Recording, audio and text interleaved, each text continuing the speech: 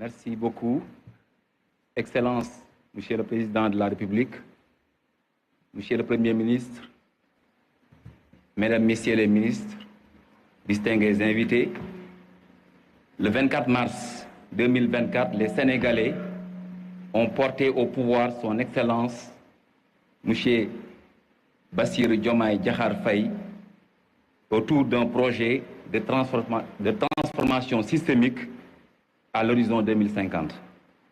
Nous sommes là pour vous présenter l'agenda national de transformation systémique du Sénégal. Cependant, mettre en place cet agenda sur 25 ans exige de procéder à un diagnostic profond et exhaustif des politiques qui ont été menées sur le long terme depuis l'indépendance.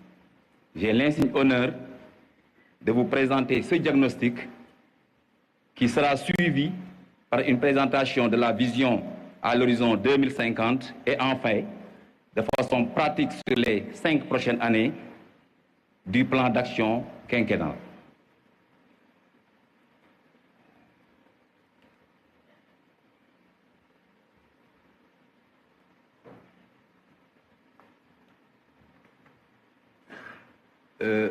Monsieur le Premier ministre a pratiquement résumé ce qui a caractérisé depuis l'indépendance le Sénégal. Comme il l'a rappelé, avec une hausse du PIB par habitant de seulement 0,4% sur la période, avec une gouvernance qui a bridé le développement, et il l'a rappelé, avec une baisse, en atteste une baisse de l'indice de perception de l'administration publique de 11 points de pourcentage. Également, on l'a senti, depuis l'indépendance, on a eu 3 crises cycliques d'endettement. 3 crises cycliques d'endettement, c'est ce qui caractérise, ce qui constitue un cercle vicieux de l'endettement. Donc, il y a eu les ajustements structurels, l'initiative également PPTE, et dernièrement, nous en sommes à plus de 85% du PIB en termes d'endettement. Une population active également avec une faible productivité, pratiquement un tiers des actifs sont occupés, et un modèle social qui est inéquitable. En atteste le rang du Sénégal, 169e sur 192, situant le Sénégal parmi les 25 pays à développement humain les plus faibles. Et également un manque de résilience avec un développement durable véritablement fragile. Donc c'est ce diapo véritablement caractérise le Sénégal avec un ensemble de fragilités et une dépendance économique structurelle.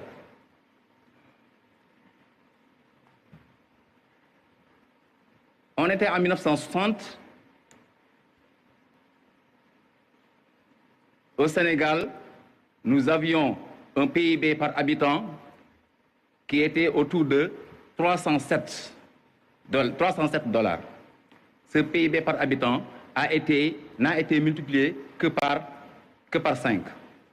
Au même moment, des pays qui étaient autour de ce PIB par habitant de 307 $, ou bien même plus faibles, ont eu leur PIB par habitant être multiplié par 4, par 33, et même pour la Corée du Sud par plus de 100.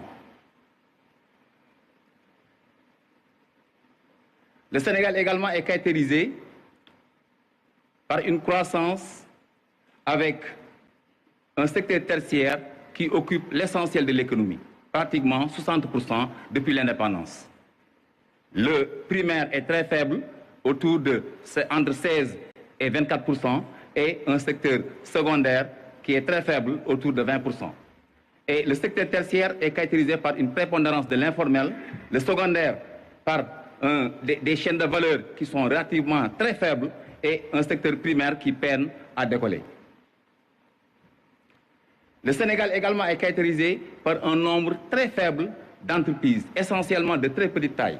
On l'a vu ici, on est en termes de part à 90% pour les très petites entreprises pour lesquelles le chiffre d'affaires tourne autour de 10 à 20, qui ne dépasse pas en tout cas 100 millions de chiffre d'affaires. Et Quelque chose également qui caractérise le Sénégal, c'est qu'on a très peu d'entreprises formelles. Lorsque, pour le cas du Maroc ou du Singapour, on est à 500 entreprises pour 10 000, ou bien à 700 entreprises pour 10 000, pour le Sénégal, on n'en est que à 10 entreprises. Donc le tissu industriel est très faible, il y a très peu d'entreprises et elles sont également de très petite taille. Le Premier ministre l'a rappelé, le secteur informel crée très peu d'entreprises, alors que c'est le secteur privé qui devrait créer les emplois. Donc 17%, au moment où le public est à 33%, pratiquement le double, et un secteur informel qui occupe pratiquement la moitié des emplois qui sont créés. La productivité également du Sénégal est très faible. L'innovation, en atteste l'innovation qui, en rouge, on le voit, en rouge, qui parfois même, sur les différentes périodes, est négatif. Moins 1% sur la période 1981-1993 et même sur la période 2000-2010. Donc, c'est une productivité globale de l'économie qui est très faible. L'innovation, en somme, est très faible au Sénégal. Également, la compétitivité prix du Sénégal, au Sénégal est très faible et elle n'a eu de son... elle a tiré pratiquement l'avantage du différentiel d'inflation qui lui a été favorable. Raison pour laquelle la compétitivité prix est très faible, même si elle n'a pas atteint des niveaux très exceptionnels. Donc la compétitivité prix au Sénégal est très faible. Des marges de manœuvre également qui sont très limitées. On l'a vu avec le cercle vicieux de l'endettement. Le Sénégal a connu 3 crises d'endettement. En conséquence, le déficit budgétaire tourne actuellement autour de 10% au Sénégal et c'est quelque chose qui est relativement structurel. En atteste ce graphique où actuellement, quand bien même il y a eu le rebasing, nous en étions en 2019 autour de 51 après le rebasing, alors que sans le rebasing, nous en serions à 71%. Une dépendance vis-à-vis de l'extérieur, avec un déficit structurel de la balance commerciale qui a évolué de 15% en 2014 à 25% en 2023. Donc les exportations sont très faibles et également la demande intérieure et la demande interne est relativement limitée aux produits alimentaires, énergétiques et aux biens d'équipement. Un déficit structurel du compte également, du compte extérieur courant, 5% pratiquement. Ceci est dû à une épargne très faible, 20% du PIB, au moment où l'investissement mesuré par la formation brute de capital fixe tourne autour de 35%. Raison pour laquelle on en est à ces déficits structurels de la balance commerciale et du compte extérieur courant.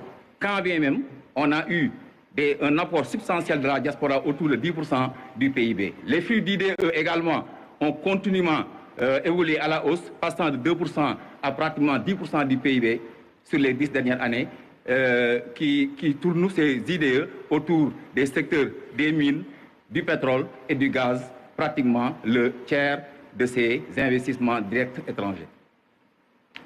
Au Sénégal, il n'y a pratiquement pas de moteur de croissance. Pour créer de la richesse, pour aller vers le développement, il faut, sur le premier cadran à droite, en haut, il faut un ensemble de filières internationales à très forte valeur ajoutée. Alors qu'en réalité, on en est pratiquement autour de zéro. C'est pratiquement quasi inexistant. Donc, comme l'illustre le graphique, nous en sommes plus à de très petites filières domestiques, à quelques filières internationales qui tournent autour de 22%. Il n'y a pratiquement pas de moteur de croissance au Sénégal. Cette situation qui caractérise le Sénégal,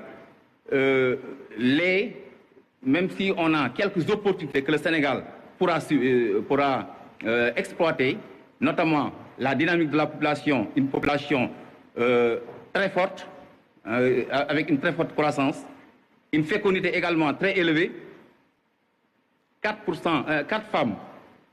enfants par femme contre une moyenne de 2,3 au niveau mondial. Une population également essentiellement jeune, 50% de la population a moins de 19 ans et 75% ont moins de 35 ans. Donc c'est une population extrêmement jeune. Une migration également importante. Pratiquement, on a un immigrant contre 3 immigrants sur la période, sur les 10 dernières années. Donc le Sénégal, c'est un pays plus de départ et de transit. Une urbanisation également, il y a une ruée depuis les indépendances des populations des zones rurales vers les zones urbaines. En atteste le taux d'urbanisation qui était autour de 33%, pratiquement le tiers, en 1976, contre actuellement 55% en 2023. Les projections révèlent que nous en serions en 2050 à 65%. Un capital humain très peu productif. Si on parle de capital humain, c'est l'éducation, c'est la santé, c'est également les mécanismes de protection sociale. À ce niveau, si on parle de la santé, relativement à la santé, il y a un déficit énorme en personnel de santé et en infrastructure. Il y a également une disparité très forte, pratiquement les 68% des spécialistes au Sénégal sont concentrés dans la région de Dakar. Donc des disparités très fortes et également une émergence des maladies non transmissibles comme le diabète, l'hypertension, etc. La deuxième chose, c'est l'éducation qui est également insuffisamment efficace avec un taux de déperdition très élevé. Le taux d'échèvement au primaire est de 65%. Pour le moyen, il se situe à 42%. Et pour le secondaire, nous en sommes pratiquement à 30%. Donc, on sent une déperdition très forte qui n'augure rien de bon relativement au système éducatif. Donc également, la protection sociale, la dernière partie, pratiquement 10% de la population, moins de 10% de la population active bénéficie des mécanismes de protection sociale et 15% des personnes âgées bénéficient d'une pension. On l'a rappelé, le nombre d'actifs.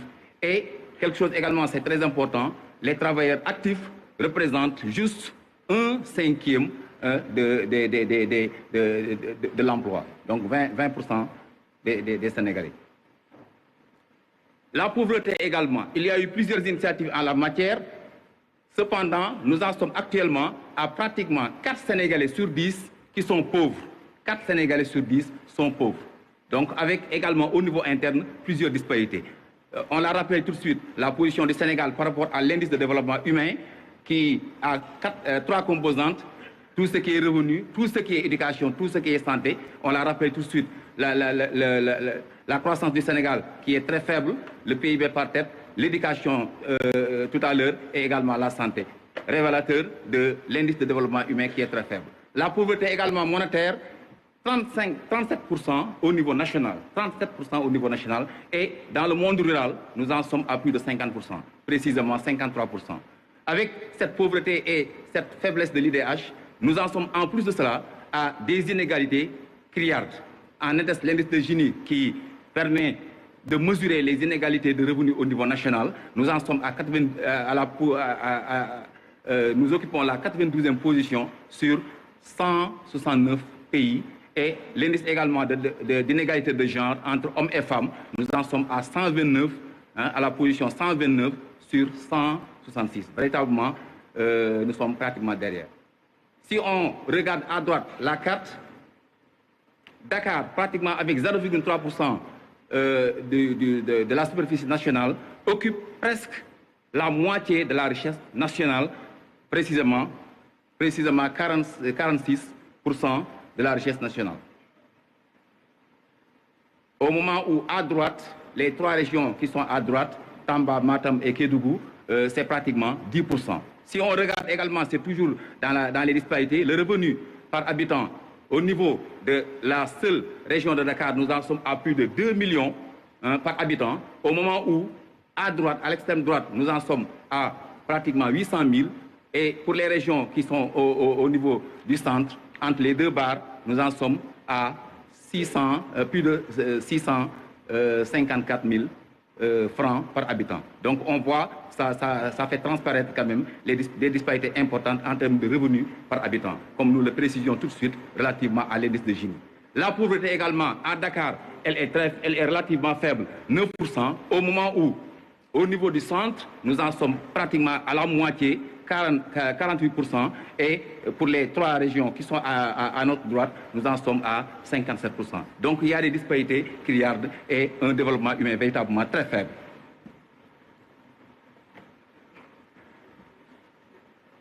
Également, le Sénégal essaie de se mouvoir dans un environnement en forte mutation, avec l'intégration régionale, quelques opportunités, l'intégration régionale qui peut constituer une opportunité que le Sénégal pourrait suivre, le numérique qui peut offrir ces années et nécessairement à l'avenir, le monde de demain, c'est le monde du numérique, également c'est une opportunité importante à saisir, le dividende démographique, entre autres opportunités à saisir pour véritablement bâtir un développement durable à l'horizon 2050. Il y a également à côté de ces opportunités quelques menaces, les cybermenaces, le chômage également qui est énorme, raison de la situation actuelle que nous vivons, les tensions internationales également qui affectent le devenir du Sénégal, mais également la situation actuelle, les dérèglements climatiques, la pluviométrie, tout ce qui est problème de résilience, qui sont également l'immigration, on le sait, qui constitue également une menace importante, et également l'insécurité et le tourisme et le terrorisme.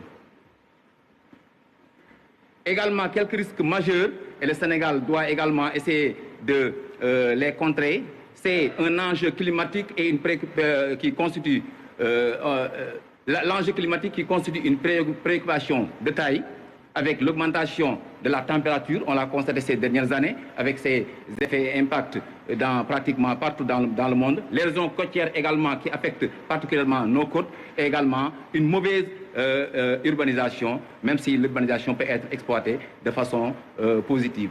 Une pollution marine et également atmosphérique, on l'a constaté également à ce niveau, et le Sénégal dépend beaucoup de l'eau particulièrement, et c'est des menaces qui sont là présentes. Également des risques internes avec, par moment, des troubles politiques et des manifestations sociales, on le sait, surtout ces 10-15 dernières années, des groupes terroristes également, pas nécessairement au Sénégal, mais plus dans les pays qui frontaliers, et enfin, les crises sanitaires, on l'a vu dernièrement avec la Covid, entre autres crises sanitaires. Enfin, le bouleversement technologique avec le numérique, on l'a dit tout de suite, on devrait saisir tout ce qui est technologie de l'information et de la communication, l'intelligence artificielle et les cybersécurité, mais également ça constitue un risque parce que nous devons préparer notre jeunesse, nous devons également préparer notre sécurité relativement à ce bouleversement qui sera un marqueur fort du monde, mais également du Sénégal lors des 25 prochaines années. Une gouvernance également qui a été fragilisée, lourdement fragilisée, avec une baisse de la confiance des citoyens dans les institutions. On l'a rappelé tantôt, ce qui l'atteste, c'est une baisse de l'indice de la gouvernance de plus de 10% sur les 10 précédentes années. Et là, ce n'est pas un indice qui est produit par le Sénégal, c'est un indice qui est produit par les institutions internationales pour dire un peu que là où nous en sommes par rapport à la confiance des citoyens dans les institutions. Une démocratie résiliente, on a eu 3 alternances avec quand même quelques remous qui ont pu être atténués juste avant les élections. Mais le Sénégal quand même a su quand même avoir une démocratie toujours résiliente. La transparence budgétaire qui est également à renforcer à ce niveau également. L'indice de budget ouvert a baissé de presque 20 points les 7 dernières années. Donc ça témoigne un peu de la baisse de la transparence budgétaire, et les audits qu'on vient de publier ces dernières semaines témoignent de cette situation. Les collectivités territoriales, depuis l'acte 1, l'acte 2, l'acte 3, le Sénégal s'est engagé dans une dynamique de donner plus de responsabilités aux collectivités territoriales, quand bien même cet engagement des différents gouvernements qui sont succédés, nous en sommes à au plus 1% en termes de PIB, de dotation pour les collectivités territoriales. Je précise bien 1%. Ça montre, ça résume véritablement l'inefficacité des collectivités territoriales, leur manque de moyens, pas que financiers, mais également en termes de ressources humaines pour asseoir un développement bâti autour des différentes régions. La lenteur également de la justice, à ce niveau également, on l'a rappelé tantôt, 46% des dossiers en instance de jugement, ça témoigne un peu de la lenteur, des lenteurs notées au niveau du secteur de la justice. Donc, c'est la raison pour laquelle, dernièrement, il y a eu ces réformes dont la mise en œuvre devra très certainement est en train d'être menée. L'intégration régionale également qui est à renforcer avec un commerce intra-régional très faible. À ce niveau, il y a beaucoup d'opportunités à saisir. Une insuffisance du commerce intra-régional affecte négativement la croissance et par conséquent le développement. L'insuffisance également de la connectivité. Sans connectivité, il n'y a pas point de développement entre le Sénégal et le Mali, le Sénégal et les autres pays. Ça renforce la connectivité. La contribution également de la monnaie qui est également à renforcer. Les défis sécuritaires maritimes, on en a parlé. Je m'en vais. Donc c'est un ensemble de problèmes. L'endettement, un secteur privé très faible, un capital humain véritablement très peu productif, une gouvernance au ralenti, une gouvernance véritablement en décroissance continue depuis pratiquement, surtout ces 10 dernières années. On peut caractériser plus ou moins le Sénégal sur les 15 dernières années et même depuis l'indépendance par ces 3 à 4 grands éléments.